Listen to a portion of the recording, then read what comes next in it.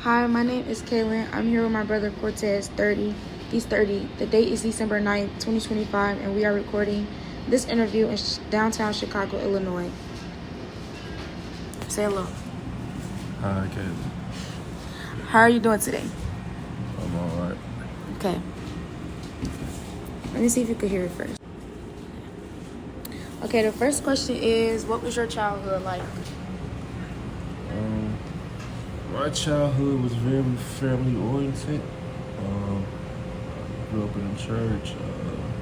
I also grew up with my cousins. I didn't have any siblings, obviously, until like in the home was until you were born. I was 14, going on 15. But I like to think I had a real, very decent childhood. Was raised right with morals and instilled with good characteristics. I don't really have any complaints. Okay. The second question is, what was your reaction when you found out you were having a little sister? Well, I was happy. Totally surprised, obviously, but happy, even though it was so long down the line.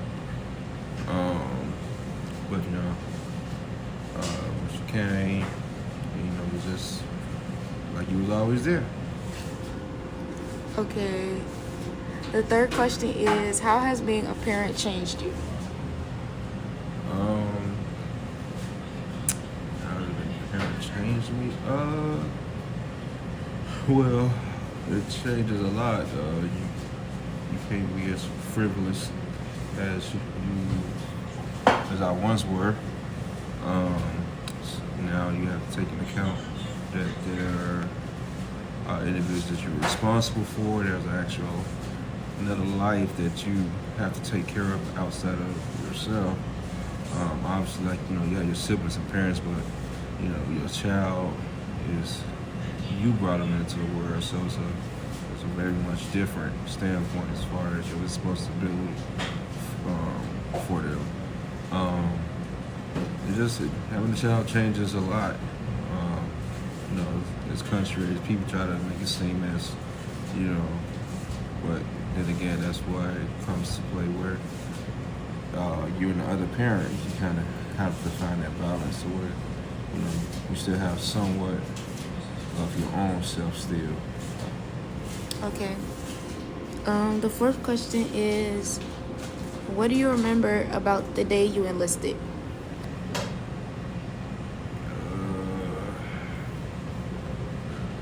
Well, which day? Cause it's a process. I mean, you had your day where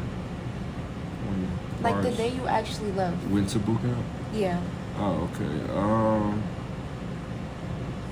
I was just ready to get it over, man. I really didn't know what to think about it. I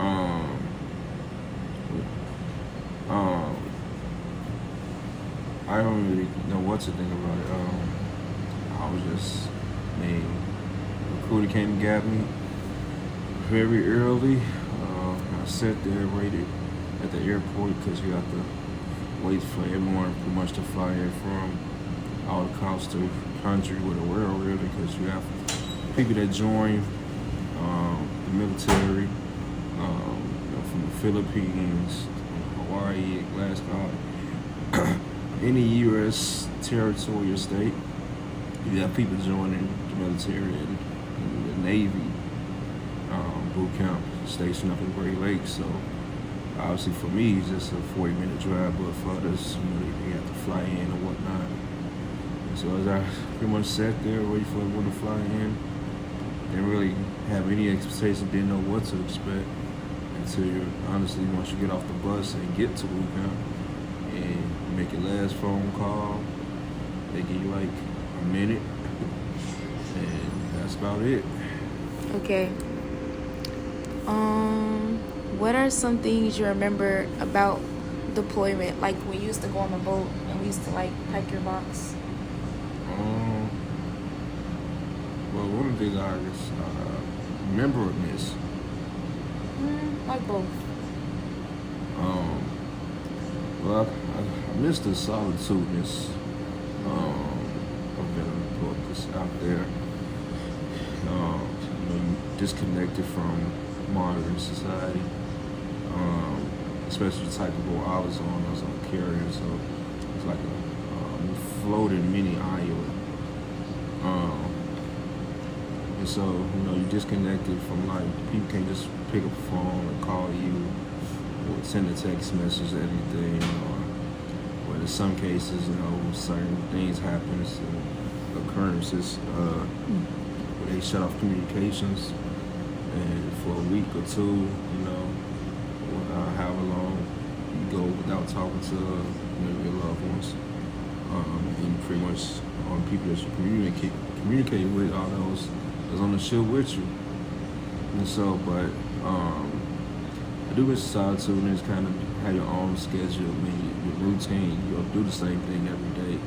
And so, regardless of what you may have going on, you may have people that's in school. So if you're in school, that's a good opportunity to lock in, or where for me it was just being in shape. So I was constantly at the gym. So when I went at work, I was at the gym.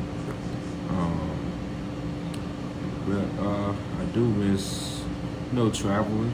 Obviously, the free travel when you go, you hit ports, and just experience new things and try new things.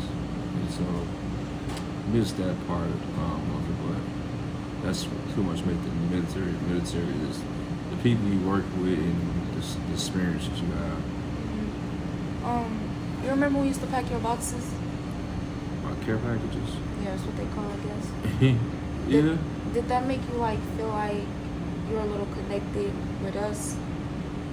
Yeah, you get your care package, especially, to have all the things in there that you aren't able to get on the boat, or if the ship store runs out, or they don't have a particular thing that you may like, you tell whoever your loved ones some things they can send you, and you get your care packages, and you pretty much love them, because I've seen people that really have family or no one to send them a care package. So yeah, constantly always knowing I have something coming to me, a care package. So definitely make you feel appreciated, and you're appreciative to have that support. Yeah, that's good. I'm gonna go to the next one. Can you describe what it felt like when you first seen the twins? When I first seen them on the ultrasound, or in person? In person. Because I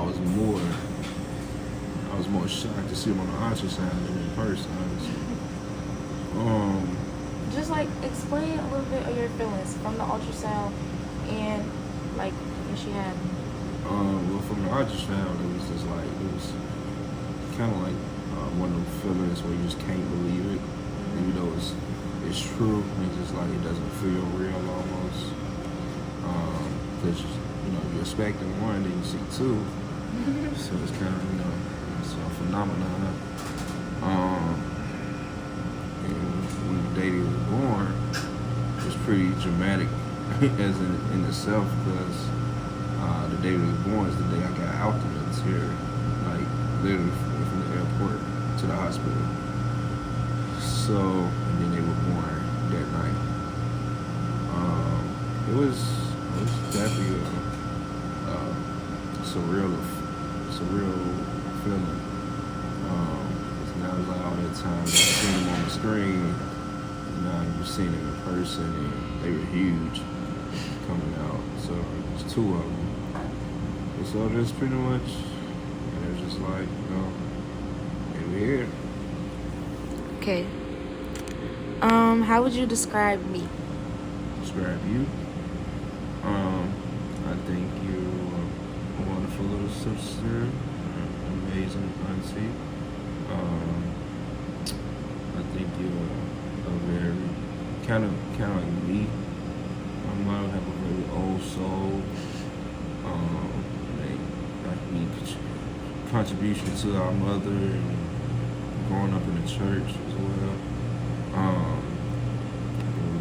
She's smart, intelligent, you're different, and in a good way. And I think, the sky's the limit for you.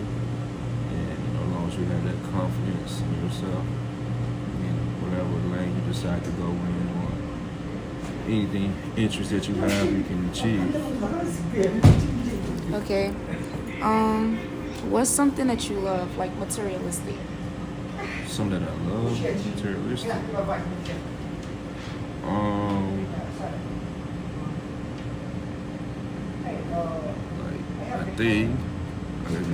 my game. I love playing my game. I guess that would be more so of a hobby. Okay.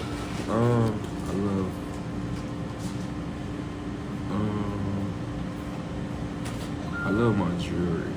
Jewelry? Yeah, details.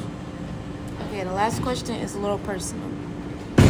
It says, how did mama, like, her illness when you first found out, like, what was your reaction kind of, like, how did it affect you?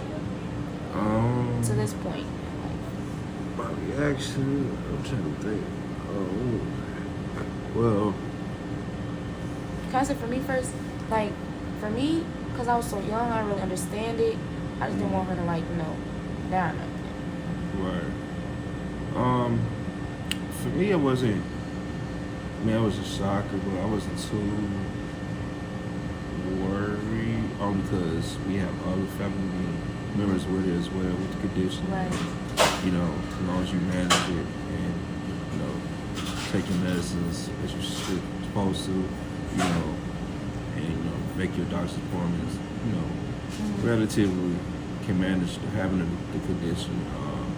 So like, and obviously you don't want your parents to have any illness at all, but I wasn't like, oh, I don't want to die type thing, because we already had family members with the condition that, and growing up around grandma and whatnot. So, I mean, even though it can be different from everyone that has the condition, I mean, even though,